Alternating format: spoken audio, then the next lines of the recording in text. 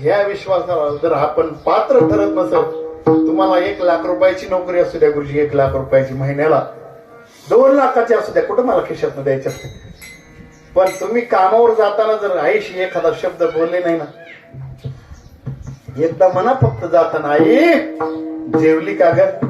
न जेवता त्या माऊलीचं पोट भरणार, न जेवता तुम्ही माघारी येऊस तर ती जेवणार सुद्धा नाही.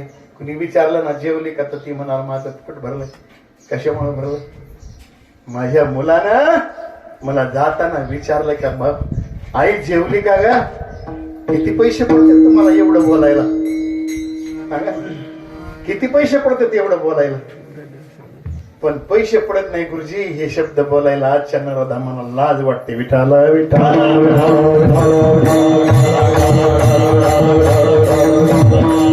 जगाचा मालक मुलला आई वडिलांच्या सेवेसाठी तो 28 युग झाले अजून उभा आहे. तो बसला नाही. एवढा मोठा जगाचा मालक असून तो बसला नाही.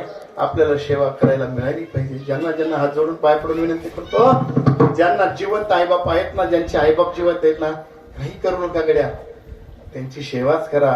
आयुष्यामध्ये जर तुम्हाला काही काही पडलं तर मी एकटा त्याची भरपाई करून देईन. विठाला विठाला महाराजांचं सुंदर मत असं आहे का माझा शेवट गोड झाला. याच कारण आहे आलो निजाच्या माहेरा भेटी रकुमाईच्या वेरा.